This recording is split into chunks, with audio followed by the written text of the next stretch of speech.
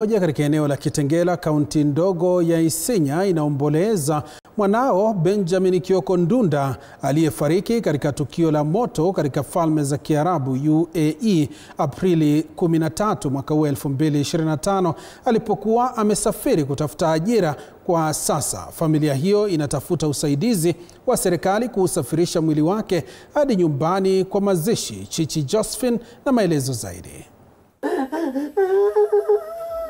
Familia moja katika kaunti ndogo ya Isinya, eneo la Kitengela, inaomboleza mwana wao Benjamin Kioko Ndunda aliyefariki katika tukio la moto katika Falme za Kiarabu UAE mnamo Aprili 13 mwaka 2025 alipokuwa amesafiri kutafuta ajira, na kwa sasa inatafuta usaidizi wa serikali kusafirisha mwili wake hadi nyumbani kwa mazishi. Tulijaribu kwa uwezo wetu kutafuta ukweli, confirmation kama ni kweli mtoto wetu hayuko. Baadaye tukapata kweli alikuwa ameaga.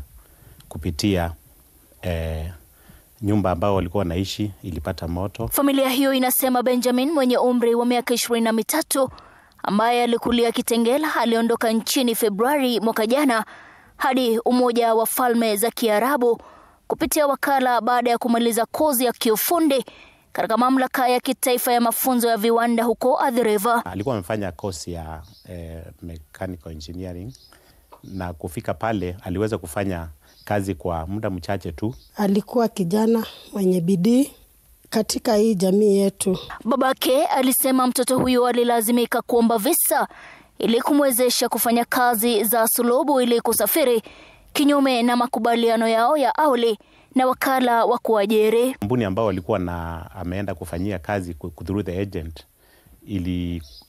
waliambiwa kwamba hawezi wakamextendia ile visa yake, so akawa na wakati mgumu, na ndio alianza akaniambia tumtafutie kitambulisho, the foreigners ID, na ndio tuliweza kufanya hivyo, na baada hiyo amekuwa akifanya kibarua kule. Familia hiyo inasema imo gizani bila mawasiliano rasmi kutoka UAE au mamlaka ya Kenya, ikitaja uzembe na kutowajibika kwa mamlaka husika. Serikali haijaweza kutuweza kupata ujumbe kamili kutoka kwa serikali ya Kenya kuhusu kile kilifanyika mahali pale. So tumekaa tukingojea. Kulingana na ripoti ya Wizara ya Mashauri ya Kigeni iliyotolewa Jumatano, takriban Wakenya wawili walifariki Jumapili asubuhi katika jengo la makazi mjini Sharjah, Umoja wa Falme za Kiarabu. Chichi Josephine, TV 47.